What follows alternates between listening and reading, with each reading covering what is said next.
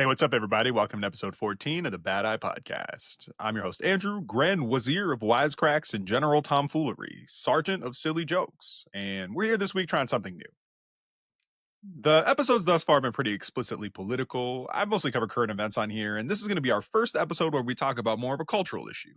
It'll still be political because everything's political, and we're going to do some new stuff first. We're not just totally breaking the format, but I wanted this show to be about more than just politics and news, and there is still a bunch of news happening, so we're going to continue to cover it, but I thought we'd try something new this week. Before we get to the fun stuff, though, I want to do one politics and news story because I think this one is really worth talking about. This week in central/western Canada, however you want to define it, wildfire season started even earlier than usual. Large parts of Manitoba, Saskatchewan, and Alberta are on fire right now. More than 17,000 people have been displaced in Manitoba alone, which is a huge number in a province that only has 1.5 million people. Entire towns have been evacuated. The province of Saskatchewan has declared a state of emergency, smoke is pouring across the border into the US, and local authorities are struggling to contain the fires. I want to start by saying to the people who have been directly affected by this that you have my deepest sympathies. I hope that you and your families are okay and that you can get the help that you need. I hope that these fires do as little damage as possible to your communities and your environments, that this disrupts your lives as little as it possibly can.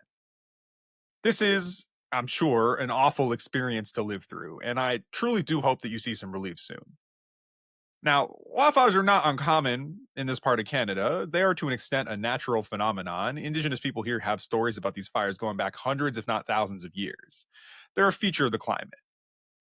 But the frequency and the intensity of the fires, how bad they've gotten, how long the wildfire season is now, these are undeniably worse than they've ever been. And the cause is clear: climate change. Which makes it all the more frustrating, and maybe this will sound familiar to you if you listen to Patricia and I talk about the Canadian federal election a few episodes ago, that in this election, almost nobody mentioned climate change. Recent polling shows that climate change is not even one of the top 5 issues Canadians care about and want the government to address. Number one is the economy, and that emphasis was reflected in the policies of all the major parties.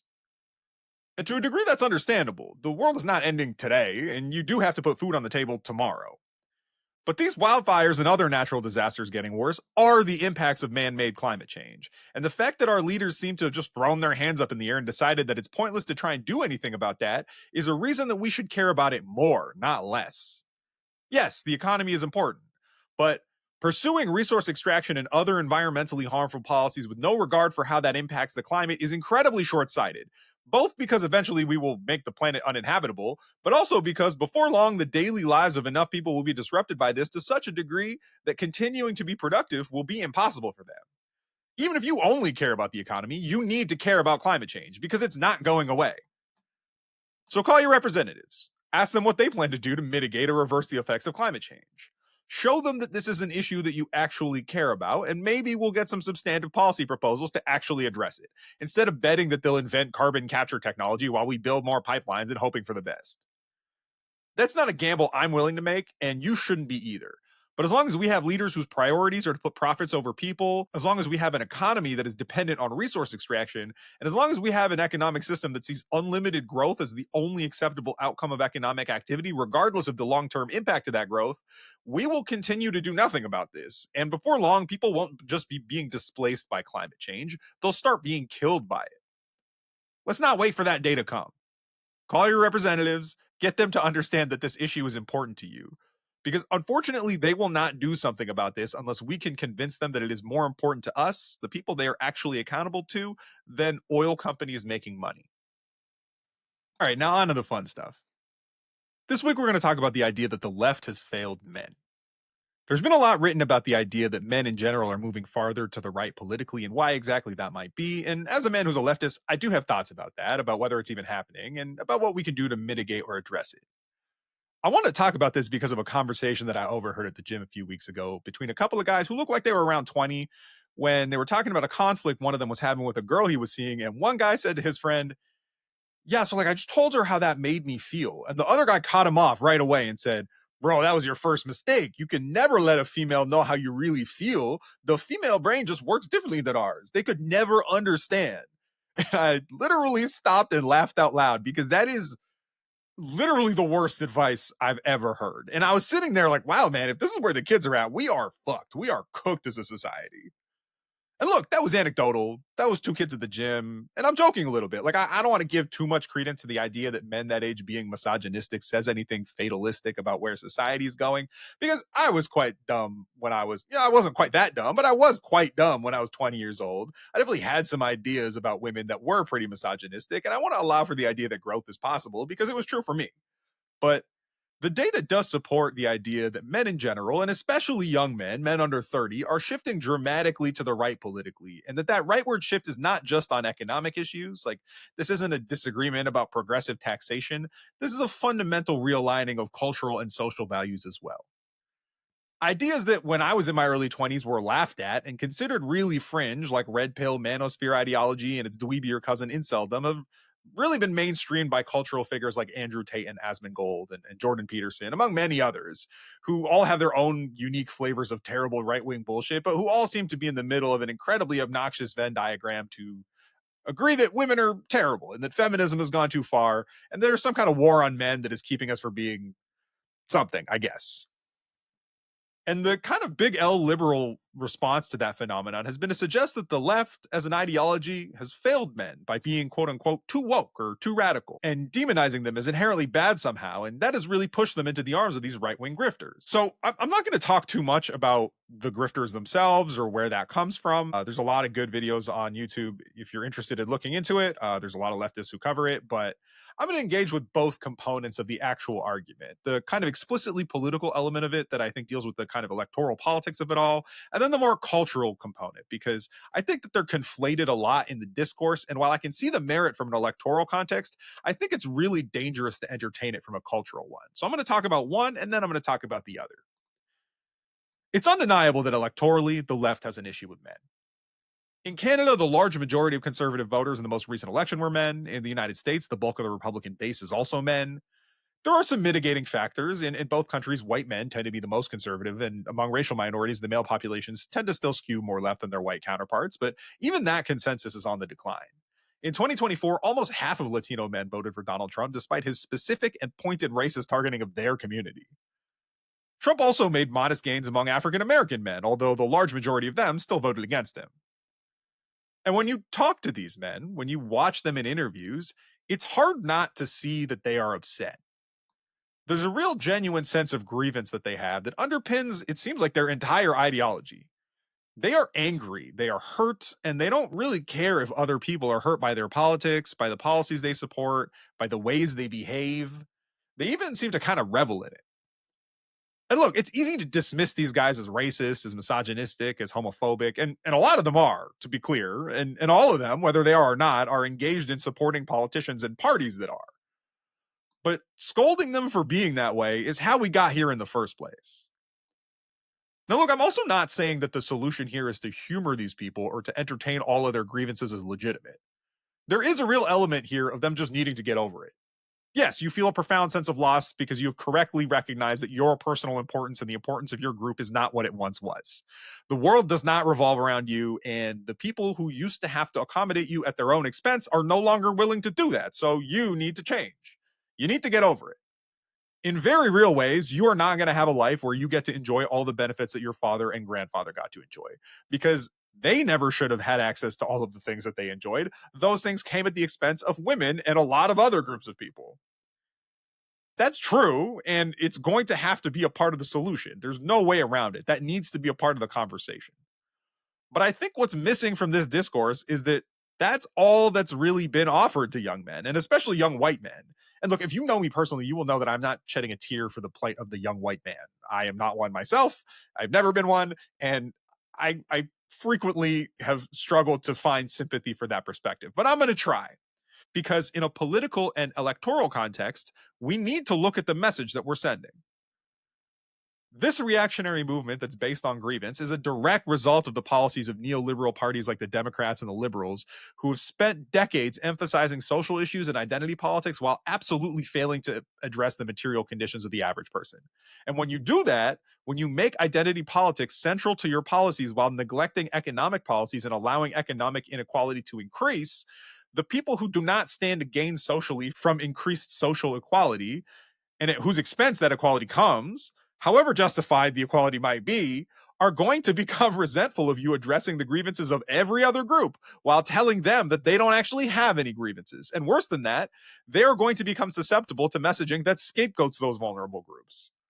Because the reality is that life is getting worse for everyone under late stage capitalism. Wages have been stagnant for decades. Economic inequality is at an all time high. And not only have neoliberal parties been in power for much of the last 2 decades and done nothing about that, they refuse to even acknowledge that it's an issue. The economy is doing great, if you ask them. The stock market is amazing. Rich people are fucking killing it. So there is no problem. That's been the Democratic Party line, it's been the Liberal Party line, but it is not reality. That has been enough to win the support of women. Because over and above their economic concerns, conservative movements are openly debating their personhood and their individual rights. So even for women who are leftists who don't support neoliberal economic policies and are as pissed off about wealth inequality and dwindling social and economic opportunity as men are, a neoliberal party that you disagree with on economic issues is still always going to beat a party that fundamentally doesn't think you're a person who should have rights. If you're a racial minority, like I am, a party that gives lip service to the idea that you are a competent individual who has things to contribute to society and shouldn't be rounded up and deported or killed is probably going to be more appealing to you than a party that, at best, dog whistles about how you and your culture are ruining society, even if you're not super thrilled about the way that they've handled the economy. But white men's rights aren't under threat. And these neoliberal parties have allowed the right to be the only group of people explicitly speaking to men about the alienation and grinding economic pressure they feel as a result of late stage capitalism, which is magnified by a patriarchal capitalist culture that tells men, even more explicitly than everyone else, that their value as human beings, their fundamental value, the value of their existence, is directly tied to their ability to accumulate wealth. So it's kind of understandable that increasing numbers of men, and particularly young men, whose economic situations are the most precarious and whose outlook is the most bleak because they're just starting out their career in an incredibly bleak job market, are going to gravitate towards whoever is willing to actually acknowledge for them that they have a problem. So, what's the solution here? Well, I'll tell you what it's not. The answer is not we've become too woke, so we need to be less friendly to women and minorities. There are far too many bad takes about how identity politics have gone too far, and we need to focus on economic issues and economic issues only because that's how you win elections. Social issues are still real, and social inequalities still need to be addressed. But not only is it not enough to address social issues without addressing the economic ones and the fundamental stagnation of the material conditions of the working class in general, it's also actually actively detrimental to marginalized people to emphasize any social issue without first addressing those material conditions because it turns those marginalized communities into scapegoats. The solution here is to address the fundamental failure of capitalism to improve the material conditions of the working class while addressing social inequalities of race and gender and sexuality. Not only because universal policies that will improve the material conditions of everyone will partially address those inequalities on their own, because people with marginalized identities also tend to be poorer than people without them, but also because it removes the single greatest tool of reactionaries, the legitimate grievance of people who are suffering under this economic system who are not otherwise marginalized, which, as we've seen, is pretty easy to channel into support for reactionary policies that harm everyone. People whose material needs are met, who have faith in the idea that society actually works, and in particular works for people like them, people who are able to live full, rich lives with meaning and purpose. Those people are not normally receptive to demagogues railing against women and minorities. People who feel empowered in their lives are much less likely to feel the need to reinforce hierarchies that put them above other people in society.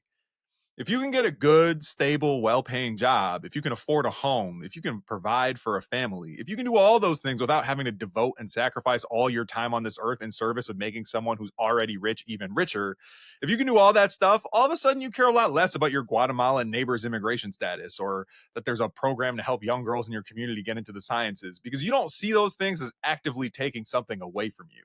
There's more than enough to go around. These young men are turning to reactionary ideologies that tell them that they are above women, above immigrants, above sexual and gender minorities because they feel disempowered and alienated in their daily lives. And exerting power, lashing out with cruelty, and reinforcing hierarchies allows them to feel a sense of control they are denied because of their economic reality. Addressing that is going to require that we acknowledge that while the grievances they're articulating are often valid, their feeling of grievance, their perception that their lives are not as good as they ought to be, that is legitimate. they do deserve more than they're getting from society because everyone does.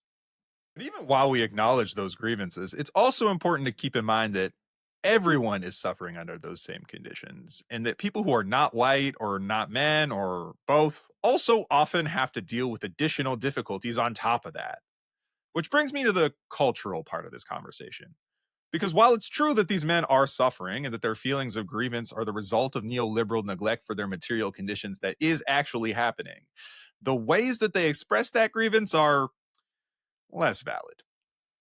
Because when you can't or are unwilling to accept or articulate that reality, your general feeling that your life is not as good as it should be, if you're a man, often gets expressed through the scripts that your culture gives you. And those scripts in our culture are very reactionary. These men scapegoat immigrants as violent or dangerous, despite there being no real evidence that immigrants commit crime at a rate that's higher than natural born citizens in either the US or Canada. They advocate against the rights of queer and trans people, despite the existence of those people not ever really impacting their lives in any meaningful way, because their existence is a deviation from the gendered hierarchy that puts them at the top of everything. And they have a particular disdain and vitriol for feminism, because it's a direct challenge to their power. There's honestly an astounding breadth and scope of different genres of male creator who, on the surface, it seems like wouldn't have anything in common. Andrew Tate comes from like the MMA world. Asmongold is a gamer. Jordan Peterson is a dumb person, smart person. Ben Shapiro is a failed screenwriter. Matt Walsh is a political commentator. And yet, all these teams, the jocks and the geeks and the nerds, have somehow coalesced in agreement on one thing: women are bad, they expect too much, and the idea that they have any sort of independence or agency is a bridge too far, and we need to put a stop to it. They have particular iterations of this. You know, your Charlie Kirks will argue that women having agency is bad because it would be better and everyone would be happier if we lived under biblical law, which is insane. Your Tates will argue that women just straight up aren't people and they deserve to be exploited because you're superior. Your Asmongold's won't even talk about real women. They just argue unapologetically about how women shouldn't be the protagonists of anything because all culture is for men and anime characters with normal sized titties is somehow a violation of their free speech rights. But the general thesis behind all of these guys' ideologies is the same. Feminism has gone too far. Women want too much and they deserve less.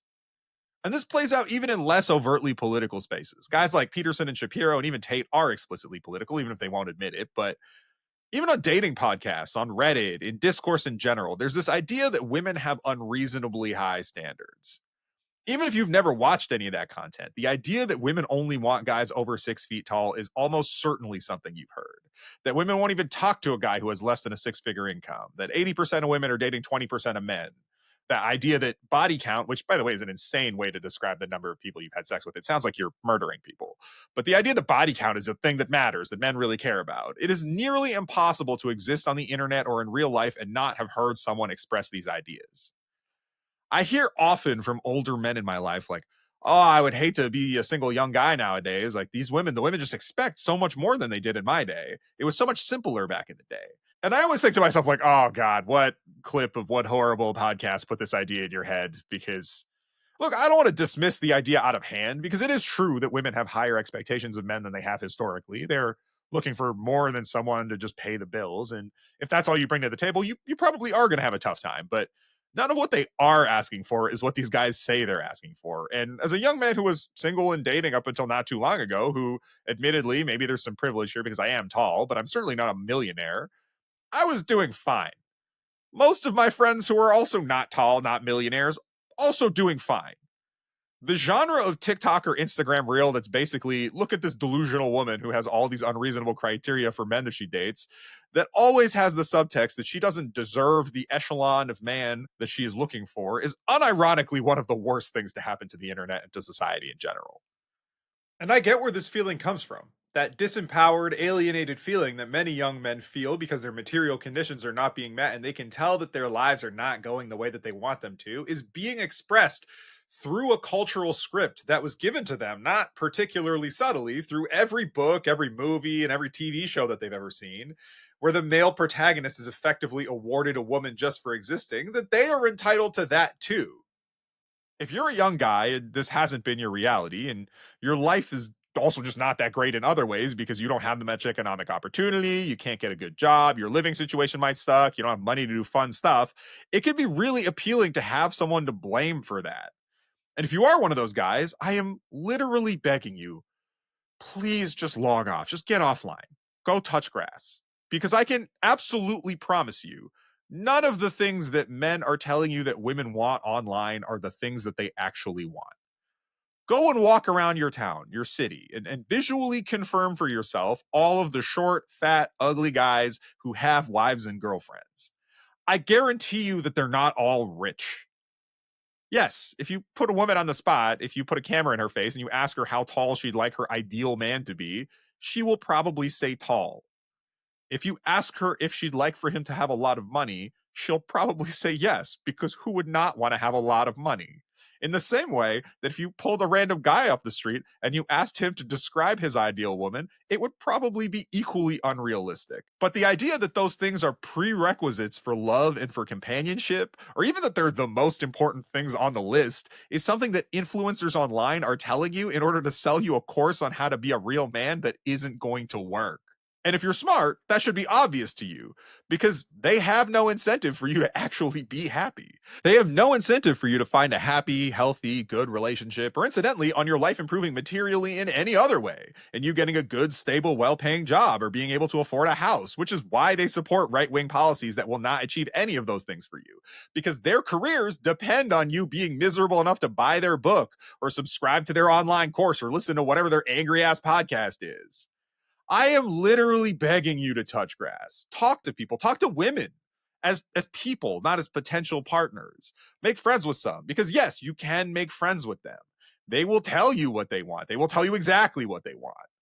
And you can either listen to them or you can listen to the dozens of compilations of baffled right-wing men who are confused at why women don't want to date them when they tell them they want a trad wife. I know that if you are in this ecosystem of podcasts and books and influencers that are telling you the opposite of what I'm about to say, this is going to sound crazy, but women are people. They pretty much want the same things that you want. They want to be listened to and respected. They want to be valued for who they are and not what they can do for you. Does any of that sound familiar? Not someone they can do a bunch of unpaid work for and then also have bad sex with so he can feel good. And you don't have to take it from me. You can go talk to them. I know that you think that you can't because some guy on Reddit told you they will call you a creep if you're not handsome enough or make some sort of accusation against you or just be mean to you. And look, there's a non-zero chance they might be mean to you. Again, women are people and some people are mean. But look, I've never been called a creep in my life, at least not to my face. The way to have that not happen? I don't know. Try not to be creepy. If it looks like someone obviously doesn't want to talk to you, don't talk to them. People in general, no matter where you live, even if you live in a city like mine, where people generally don't talk to each other on the street, are friendlier than you think they are. No, like I'm not saying to just walk right out of your basement and start approaching random women at the grocery store. You're going to want some social skills first. If you're feeling like you're lacking those, you know, maybe practice on men first. Try and go get some male friends, ideally ones who aren't going to say shit like never tell a woman how you feel. Also, separately, pro tip, you should tell women how you feel. Their brains are just like ours. They actually kind of like it if what you feel about them is positive and normal and not that you want to make them an unpaid slave. But yeah, get some social skills and then find a context that you can be in where it's normal for you to talk to other people. Get you a social hobby that requires you to interact with other human beings in real life. Not the gym. The gym is great. I love the gym, but nobody goes to the gym to make friends. It can happen, but that's not an environment designed for that. Join a team sport, take a class, sign up for community theater, interact with other humans in the real world in situations where it is normal for you to talk to them. I promise, if you are not a genuinely repulsive human being, if you are kind and polite and curious enough to actually talk to people and respectful enough not to be weird or immediately try to fuck them, you will make some friends. And some of them might even be women. Start with that and work your way up to asking somebody out. Get used to people saying no. Get used to the idea that you're not going to be for everybody. Learn how to accept the no without getting upset, without trying to change their mind, without making every interaction after the no weird as fuck. I promise you, I absolutely promise you, you will get infinitely closer to the life you want than you will taking life advice from an accused sex trafficker or trying to convince women to have a biblically accurate romantic relationship with you. What I won't promise you is a girlfriend because you're not entitled to one and you might do all that stuff and still not get one.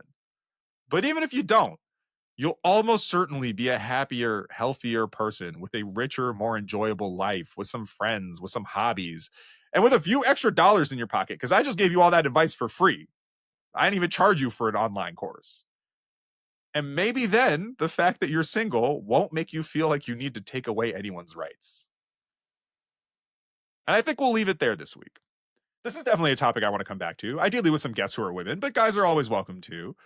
So if you're listening to this and this is something you'd be interested in talking about, either on the political side or on the kind of social dating side, feel free to reach out.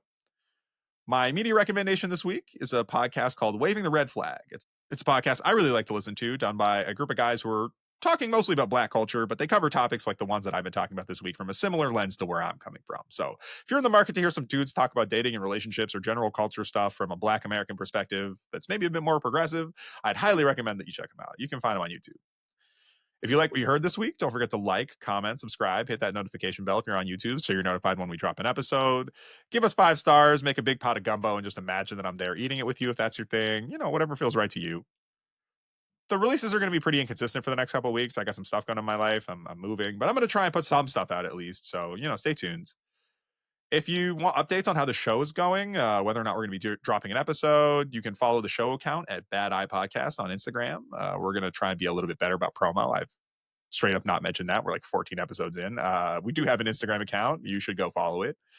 If there's something you'd like to hear us cover on the show, if you'd be interested in appearing as a guest, if you just want to shoot the shit, you can email us anytime at submissions@badeyepodcast.com. That's submissions at BADEYEPODCAST.com. As always, a huge thank you to Saz Jazz Paris for allowing us to use his music, and a huge thank you to you for listening. Until next time, I've been Andrew, and you've been listening to the Bad Eye Podcast. Be easy, y'all.